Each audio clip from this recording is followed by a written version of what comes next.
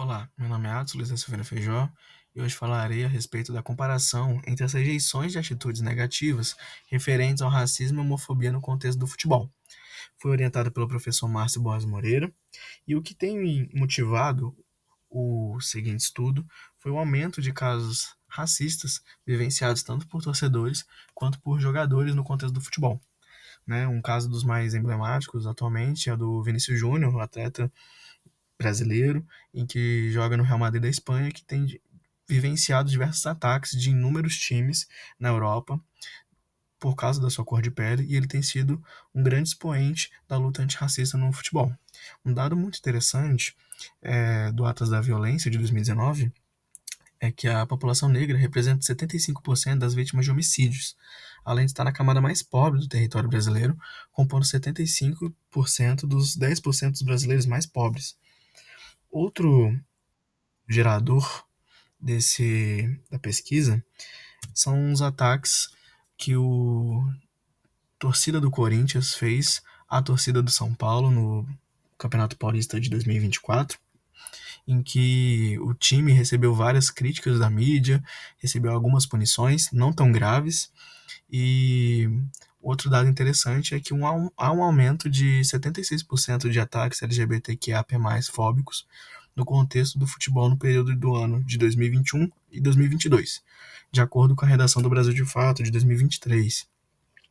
Alguns conceitos norteadores para o seguinte estudo são as atitudes raciais e o preconceito mediante a perspectiva da análise do comportamento. Pois bem, o que seria atitude racial? Atitudes são percebidas através de comportamentos verbais, os quais são contemplados por uma ampla gama de atividades linguísticas, como falar, ouvir, ler, escrever, todas as formas de expressão verbal que auxiliam na interação com o ambiente e com as outras pessoas.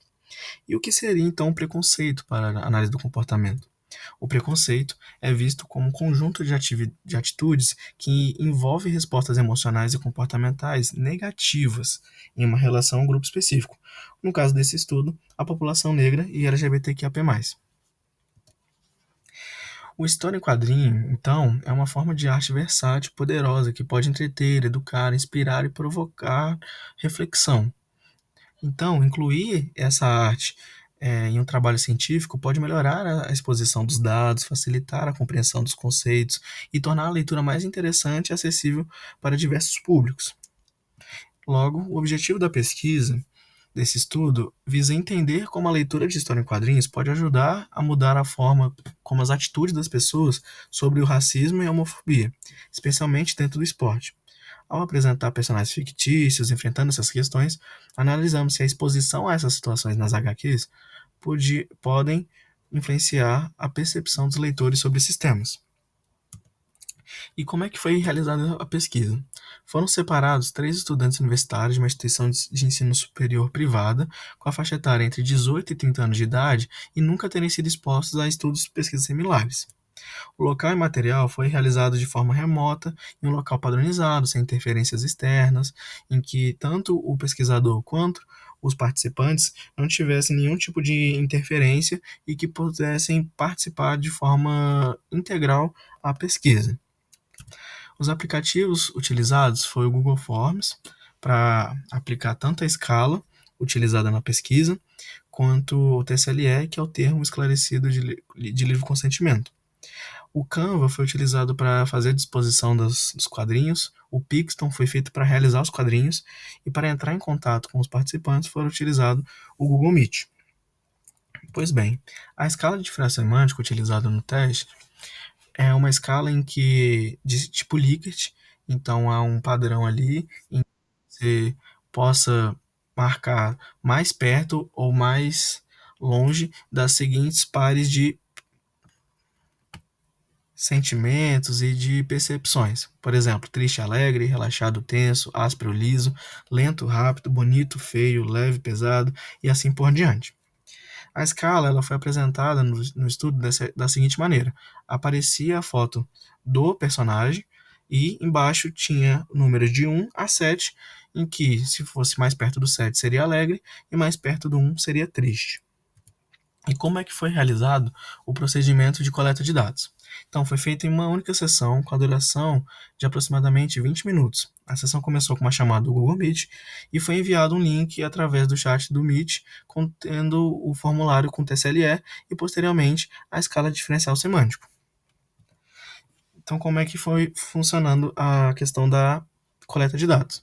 Primeiro foi apresentado a HQ, esse é um exemplo de uma parte da HQ, os dois personagens ali, entrando no estádio, né? Logo após esse momento, que não tem nenhum conflito, não tem nada, então era um primeiro momento de pré-teste em que não houvesse nenhuma interferência do fenômeno que a gente gostaria de estudar, que é o racismo e a homofobia nesse caso. Então, eles não sabiam, os participantes não sabiam nada a respeito do que seria o restante do quadrinho, e eles analisavam de forma neutra os personagens. Passando esse momento, era apresentado novamente a HQ com o segundo capítulo, em que houvesse os ataques de cunho racista. Então, a dupla de personagens brancos atacava de forma racista os personagens negros da HQ. Após esse momento, era aplicado o pós-teste 1. Então, já tinha os participantes já tinham contato com a trama que continha o racismo, e eles analisavam tanto os personagens brancos que cometeram, né, o ato criminoso do racismo, quanto os personagens negros que sofreram o racismo. Depois desse momento, era apresentado novamente a HQ, só que agora o capítulo 3, em que os personagens negros respondiam aos ataques racistas com ataques homofóbicos. E, depois de ler a HQ 3, havia a aplicação do pós-teste 2, em que era analisado novamente os personagens, agora com contexto global. Tanto os ataques racistas eram evidenciados, quanto os ataques homofóbicos eram evidenciados. Então, os participantes agora sabiam de toda a trama e eles faziam uma análise dos personagens. Então, aqui está a coleta dos resultados. O pré-teste é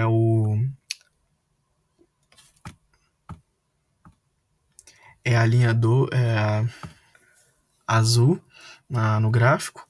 O pós-teste 1 são as linhas vermelhas e o pós-teste 2 são as linhas amarelas no teste. Então, é possível evidenciar dessa forma mais global que há uma alternância, né, das avaliações do participante 3, em que, no primeiro momento, no pré-teste, em que todo mundo era neutro, todas as avaliações foram positivas em grande maioria.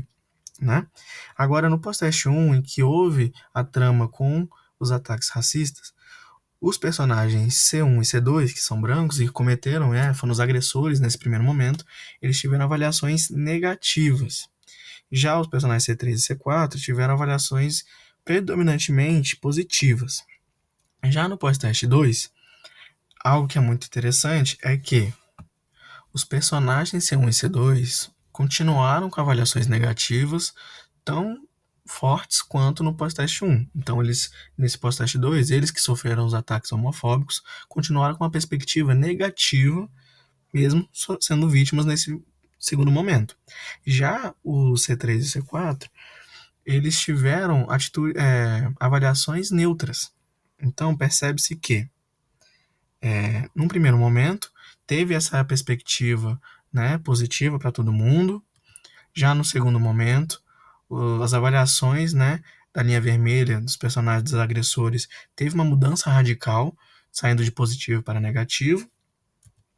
E já no pós-teste 2, as linhas amarelas dos agressores continuaram sendo negativas, e os C3 e C4 que viraram agressores, eles tiveram uma avaliação mais branda, como se fosse um direito de resposta.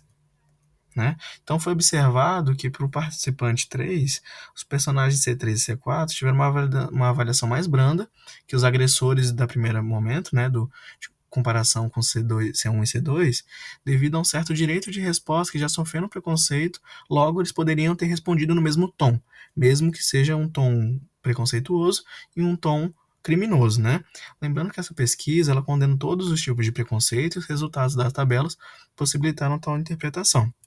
Então, Como discussão, o seguinte estudo leva uma comparação das avaliações dos participantes P1, P2 e P3.